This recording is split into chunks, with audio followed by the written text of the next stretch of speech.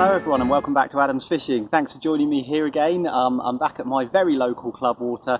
It's only 5 minutes down the road from home. I've got a few hours in between school drop-off and school pick-up, and I'm going to have a go and see if I can catch one. I'm travelling light, as normal when I've only got a few hours to spare. I'm just getting a few bits and bobs out of my rucksack here, because underneath it all is my tackle box.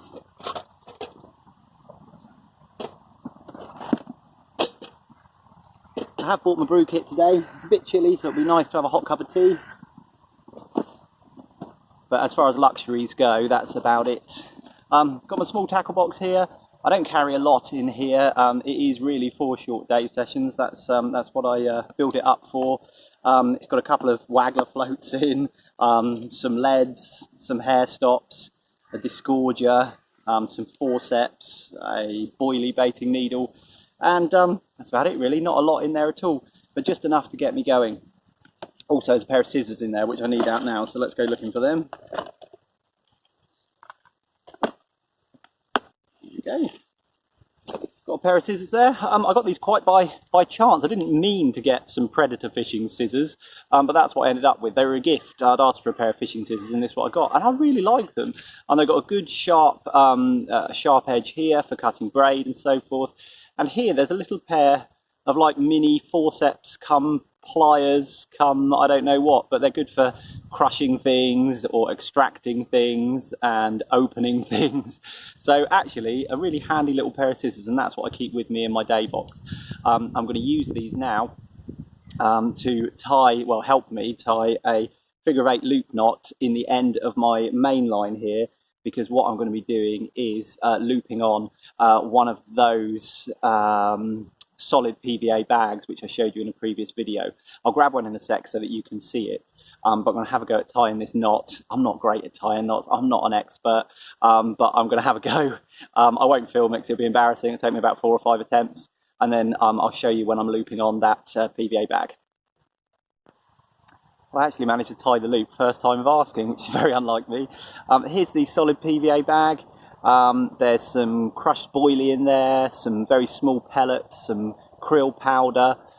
In here is a little snowman rig on a short supple hair with a size 7 micro-barbed Fang X hook. It's tied to a Avid PVA bag stem, so I've got a 2-ounce lead on there, an inline lead on there, and then the stem that just pops out the top of the bag. What that allows me to do is take my loop, pop it through the bag stem, and then loop to loop style, pull it all tight, and there we are, bag attached to fishing main line. It's still running, so it's still a safe rig. That lead will detach and run up the line here if need be. There's only a very small knot here, which it can pass over. I've tested it. The reason I've done this straight away, to get fishing straight away, is I want to cast this out and actually be fishing whilst I set my other rods up, because everything takes me a long time, because as I say, I'm not an expert. But I'm going to chuck this out into the pond and then get cracking with my other rods.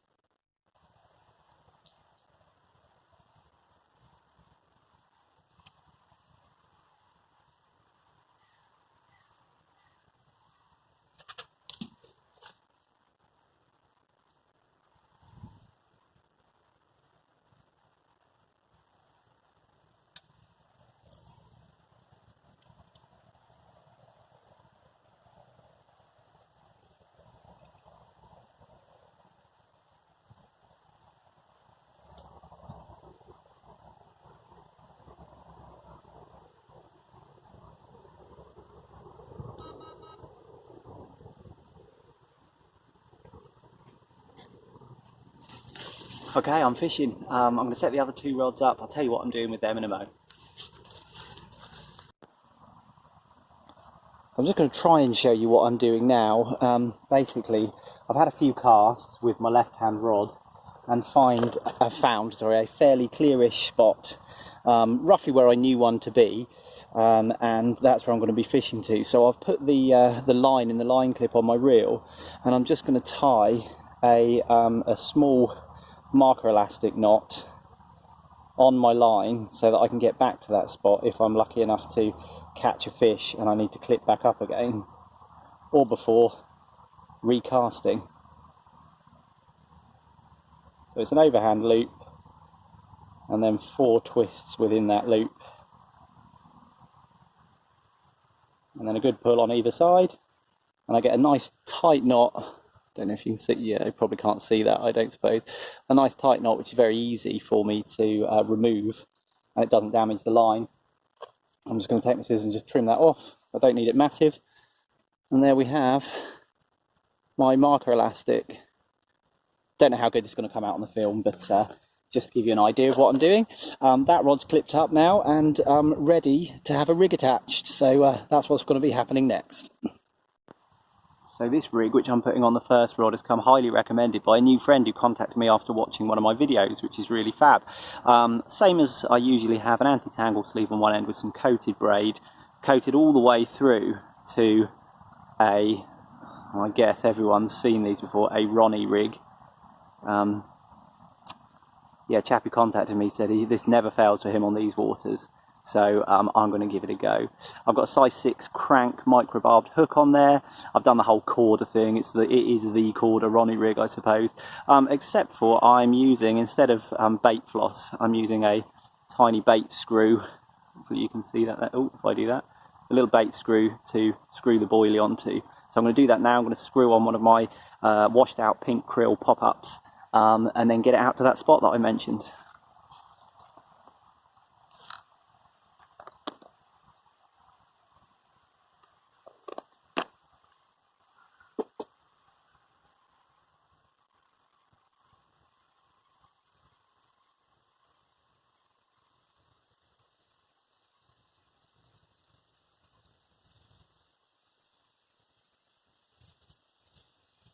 There we have it. Ready to cast.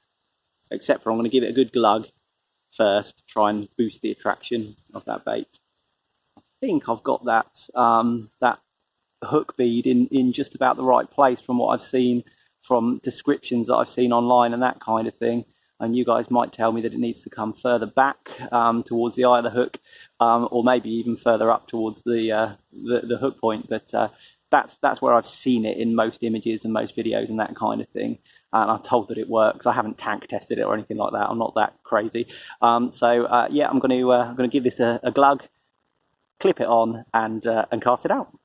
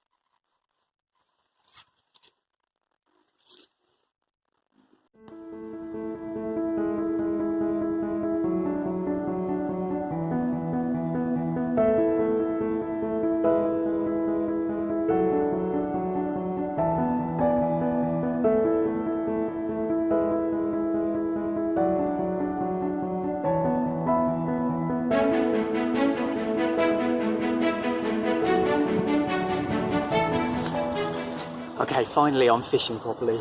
Well, as properly as I normally fish anyway. As I say, I'm not an expert. I've got 3 rods out. My left-hand rod is on that Ronnie rig, which was recommended to me.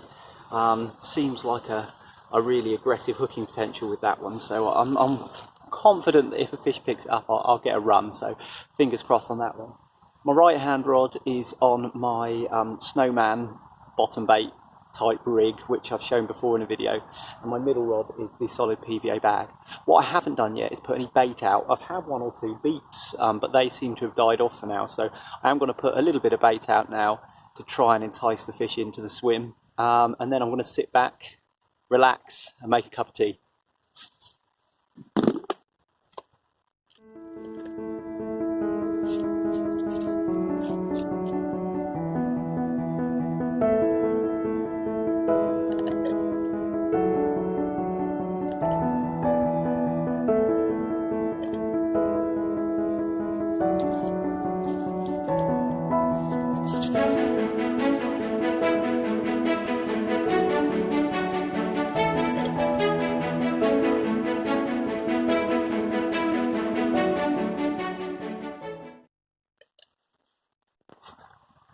So I've got some bait out, rods are in the water, or baits are in the water I should say, rods are on the rod pod, and I'm inside the umbrella here, some of the Fox Super Brollies, and I popped this up straight away as we're due some rain this morning, so I thought I'd have some shelter sorted. Yeah, here I am, and finally I'm by the lakeside again. It's calm and peaceful, and I'm fishing, so I'm a happy man. I'm going to stick the kettle on a little bit, have a nice cuppa, and then just take it all in. It's brilliant. Before I do, I just wanted to say a huge thank you to everyone who's watched my videos. I've had loads and loads of views. I think I had over 7,000 views of my video before last, which is unusual, very unusual, and amazing. And I'm really chuffed. And I've had lots of nice comments, which is really lovely. And I've had 1 or 2 not so nice comments as well. But I suppose that's to be expected when you put yourself out there. I just want to let you guys know I don't have any agenda doing these videos. I'm not trying to achieve anything or get anything. I'm not trying to tell you guys how to fish. I'm just documenting my fishing sessions, really. It's just something that I like to do. I used to do it on blogs, like written blogs, and since YouTube came along, or I got to know more about YouTube, I figured this was a nice way of documenting my fishing trips, so that's what I'm doing, really. 1 or 2 people called me a noddy for putting my bivvy up straight away and for using a mallet to hammer the pegs in. I wasn't really sure what a noddy was, but since finding out, I have to say, yes, you're quite right. What I did in that video was noddy-ish, but you know, I struggle to get those pegs in without the mallet, if I'm honest with you. It's okay here at this venue because it's really soft ground and I can just push the pegs in. But at that venue I was at, it's really stony, gravelly ground, and I really can't get the pegs in without the mallet, to be honest. So I suppose that does make me a bit of a noddy. But hey, you know, I'm happy to be a noddy. I enjoy my fishing, and that's why I do it. I do it for the enjoyment. I'm not absolutely ruthlessly hunting carp. I love to catch them. It's brilliant. But the reason I'm here is for the enjoyment of it and being out in nature and with the chance of catching a fish. So really enjoy my fishing, really pleased that so many of you have watched the videos recently, and hopefully I'll keep producing them for you.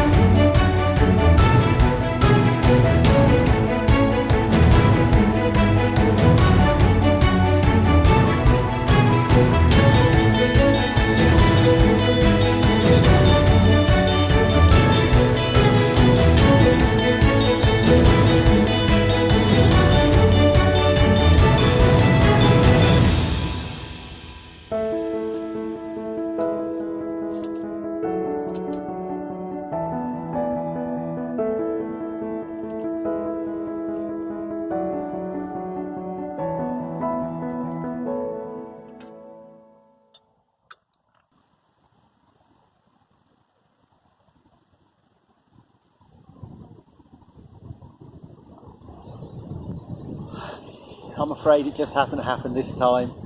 I wasn't expecting a miracle, but kind of hoping for one. It is cold weather. Carp fishing does slow down naturally when we get to this time of year and the water temperatures plummet. But I was really hoping for a bend in the rod. I've had a couple of line bites just leading up towards the end of my session. I do really need to pack up any minute now. But I've left the rods out just as long as I possibly can. I've taken the shelter down and I've packed as many of my bits and pieces away as I can so that I can make a quick getaway and leave the rods fishing for as long as possible. But I think this time it's unfortunately not going to happen for me. I might have to change the name of my channel from Adam's Fishing to Adam's Blanking, because lately I'm putting a few videos on here where I'm not catching any fish, which is not so great. I think next time I'm going to try and go to one of the more prolific waters on the club ticket, the one that I went to in my last video, and try and catch one of the larger fish that live in there. There's a bit of a better chance of a bite there than here. There's not a huge stock of fish in this lake and it is very cold. And actually I didn't probably spend enough time walking around and looking for the fish and doing what you should do when you come carp fishing. I was perhaps concentrating more on making this video than catching the fish. So next time I'm going to try and focus on the fishing a little bit more, try and be a little bit more selective about where I set up, because the fish apparently don't move around a lot in cold water. So I need to try and get a bit closer to them perhaps. But as I say, even that said, I have had one or two bleeps, and the bobbins have lifted up once or twice on my left-hand rods, my middle rod and my left-hand rod, which is making me think there might be fish moving around in the area. So anyway, I'm going to hang it out a little bit longer. If I catch one, I'll show you. If not, I'll catch up with you next time. Thanks for watching.